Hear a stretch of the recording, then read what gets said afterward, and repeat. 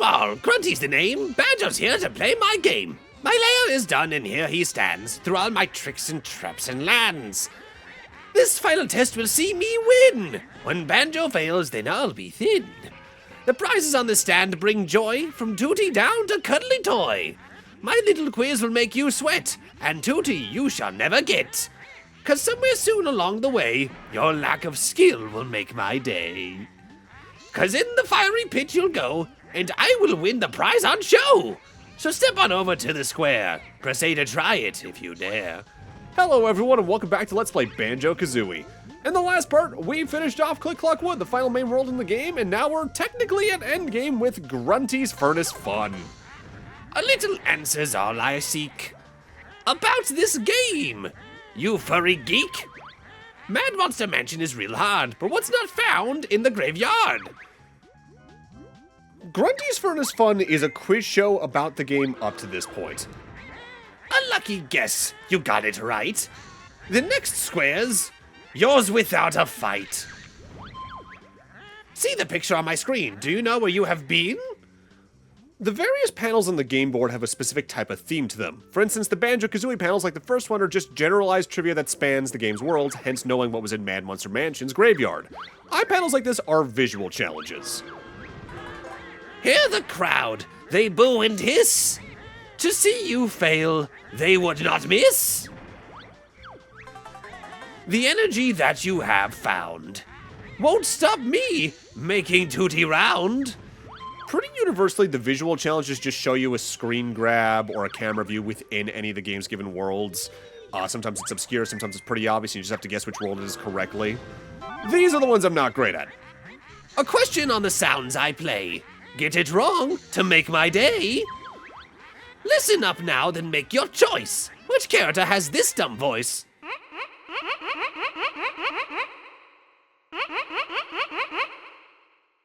That happens to be Nabnut. The music note panels are audio-based challenges, either asking you what character a voice belongs to or what world a song belongs to. Just one chance to get this right. Win a Joker, and help it might. Joker panels are wildcards. I believe they can technically select any question from any of the other panel types, but if you win them, you get a Joker card, which allows you to press the A button to then skip any panel you wish to. Notably, getting any question wrong on most of these tiles just does some damage to you, with one notable exception being the skull panels we see. Each Joker card that you have got will skip one question. That's your lot. Press B to use it, you little cheat. When on a square, you get cold feet. Your scrolling speed can be a little faster there, Grunty. A visual challenge, stupid bear, to tell me who it is or where. That was technically meant to play on the first visual challenge board, but dialogue layering meant it didn't for some reason. Well, that's definitely tipped up, so that's over in Bubble-Gloop Swamp. The questions on this board there are set answers to largely, but which question you get anytime you use a panel is completely random. Sometimes you might get the same one twice in a row, sometimes you might not.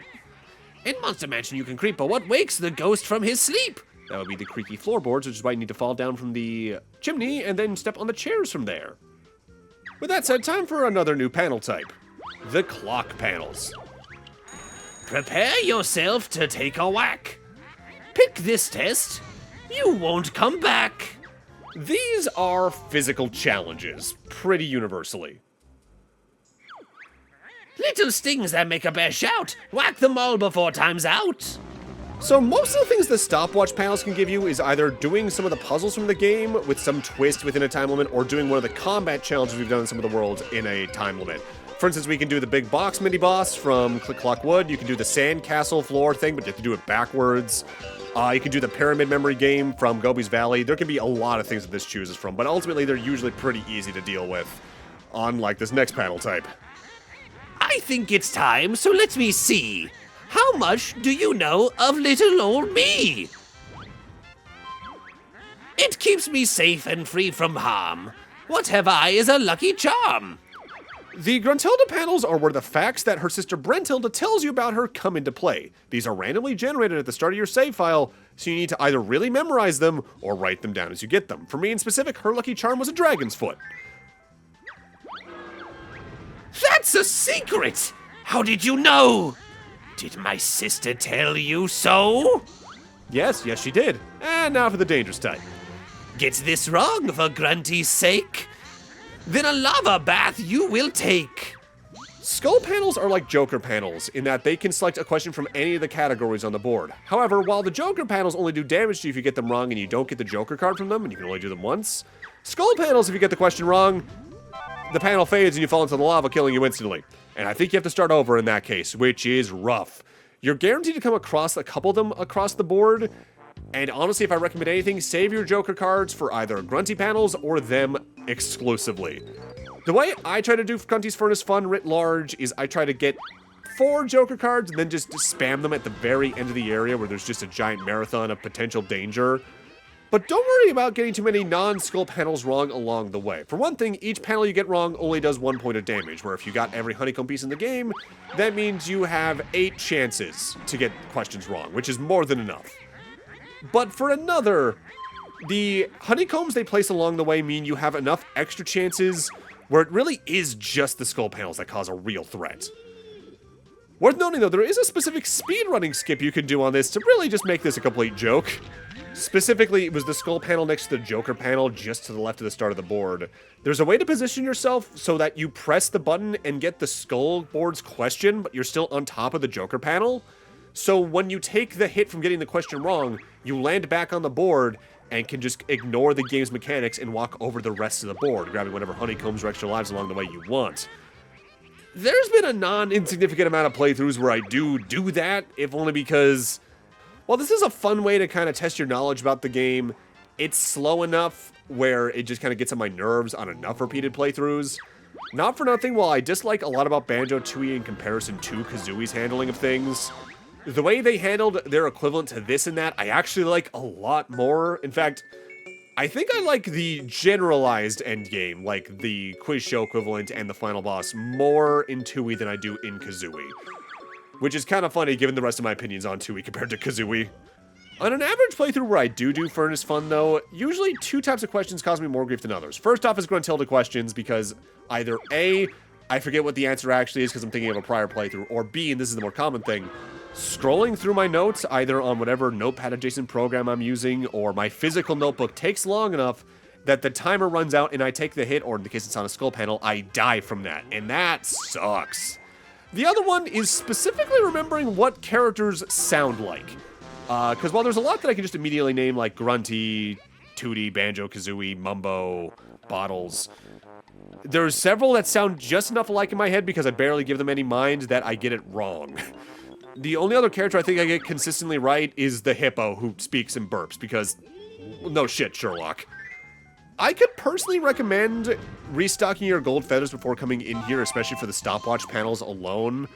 Because if you get, like, say, the Zubba Blitz back from Click Clock Wood, or the box fight back from Rusty Bucket Bay, having those makes the timer a complete non-issue, and it can go a long way for making this entire process go a lot faster. As just on the virtue of how long the timers get, the combat challenges and the puzzle challenges on the stopwatch panels are far and away the longest ones you do along the entire board. I think I do go out of my way to take a slightly longer route, mostly just to get those 2 extra Joker cards here. There's a much more direct route that people can use if they don't want to do the Furnace Fun skip that I was talking about a moment ago. But a fun little thing. You might remember way early in the LP, like towards Spiral Mountain and Mumbo's Mountain, I mentioned there was a specific trick you could do to keep your moves from one file into the next. That was a sort of soft new game plus in people's eyes. It actively involves dying in a specific way and getting a game over here in Furnace Fun. So honestly, if you want to like go through the game and just have all your moves by default just to kind of treat it like a fun little extra adventure, keep a copy of a save file at this area. It'll honestly make for some pretty interesting playthroughs. Very minor thing I always did kind of love though, and I'm kind of surprised didn't get removed in the Xbox Live Arcade releases of these games, is there's 2 specific answers that I believe are wrong in both cases that actively reference Rare's work on the Donkey Kong Country games through the early to mid-90s. Specifically, there's an incorrect answer that references Cranky Kong, and one that I believe is Funky the Monkey, which is a loose reference to Funky Kong. I want to say it's in regards to the gorilla enemy that we went up against in Mumbo's Mountain, but it's been long enough since I saw those answers come up that I don't quite remember. Because I'm trying to think, what was the last time I did a playthrough of this prior to the practice and recording runs of this? I want to say 2019, 2018, somewhere in that range. It's been a while since I last played this, honestly. But either way, I've always found that fun. And really am surprised they didn't get rid of it, but I guess it's rare enough, not guaranteed enough, and tiny enough that they didn't mind it staying, or they just thought it could fly by, and hey, it has. Worth noting, while the questions are randomized for which one they choose alongside the Grunty answers being randomized on every playthrough, the layout of the board is set, and due to that, I recommend always saving at least one Joker card for the very end, as the final tile is always a skull tile. Heck, since I usually tend to come from the left on this board game, 2 of the last 3 are skull tiles, which is especially threatening. That's why I went out of the way to go to 2 Joker spaces so I could have 4 Joker cards, so I can just mash the B button and use them all in a row at the very end, effectively completely skipping anything that Grunty could throw at me at the last little bit here. Especially because, looking at the route ahead of us, I have 7 tries on this audio challenge, which is more than enough in the case the same prompt comes up twice. The timer puzzles are almost always usually pretty easy to clear in the time they give you, so that just leaves those 4 tiles in a row, so once I finish the next time trial, I'm pretty much done with Furnace Fun. Also, not for nothing, it's comparatively low-key to some of the other versions, but I think this might have one of my favorite variations of the Banjo-Kazooie main theme for its music. I either like this song to be pretty low-key comparatively like this one where it's just kind of boppy, or really up in energy like the Wonder Wing or opening variant we heard all the way back in part 1. There's just something about either of those 2 specific energies that really fit that melody to me. There's some that are more in the middle and just kind of feel comparatively less memorable to me. Mind, I've complimented the game's soundtrack at large throughout the game up to this point. In general, it's just really good. I won't lie though, I don't remember as much of Banjo-Tooie's soundtrack. It might just be the fact that I played that fewer times, if only because it's a much larger game. But I'm trying to think, what songs even stick out to me? There's a song for a house in early game, the final boss theme. Wow, is that really it? That might actually be it, in terms of what I can remember just offhand. I'm sure if I played some of it for myself, I would actively remember the rest of the song pretty quickly, but... Huh. I don't really think about that too often. Alright, with that time challenge out of the way, I can just mash through the B button to use up my Joker cards, and be done with this board game in general, and finally save our sister. What do you mean it doesn't say finale in the title? That bodes poorly. No one can win, I was assured, by the makers of this board. It's not fair, I want to win. How I long to be real thin. Now you can take the prize on show, while up the winding staircase I go. You won't catch me, I've made sure. All the credits you'll now endure.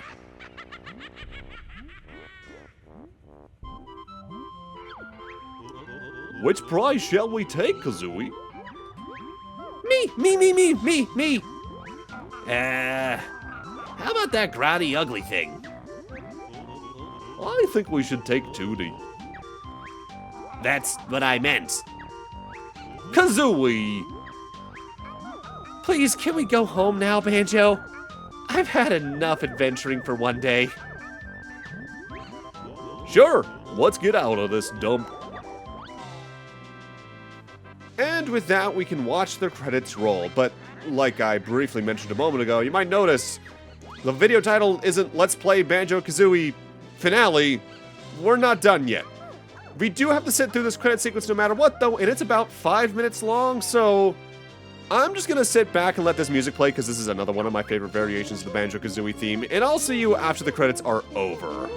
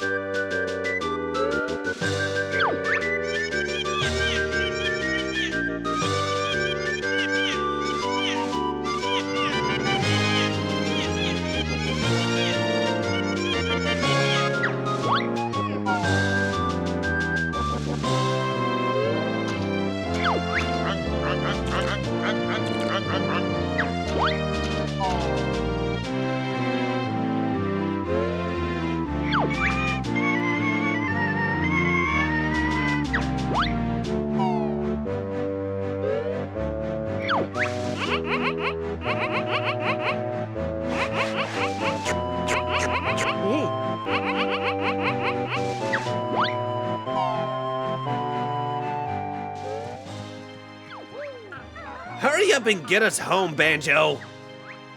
Oh, I'm going as fast as I can. Hey, look over there. We missed a carrot. Got him. Are you happy now? Come on, you two. We're ready to party. Great. I could do with a drink.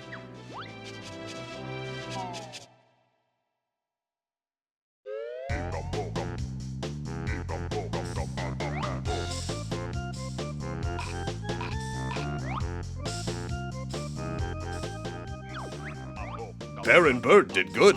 How's Mumbo beat which?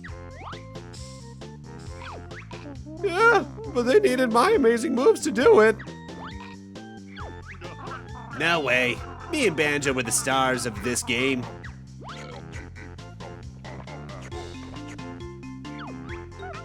What's the party for? Grunty got away, so get back up there and finish the job.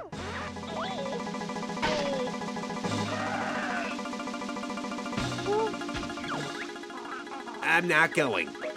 Ouch! Yes, you are. Let's go. So yeah, they do pull a bit of Donkey Kong Country 1 here, where they just let you see the credits once, then you have to actually go beat the final boss first of all. While I do head up the staircase, worth noting, while the game board is never needed again, you can access all the extra health honeycombs, and especially the 4 extra lives on the game board now, with no real cost, and especially if it's your first playthrough, I really recommend doing that. But with that, I'm going to need to end this off here. Thank you guys for watching, and in part 17, we're finishing off the adventure. See you guys then.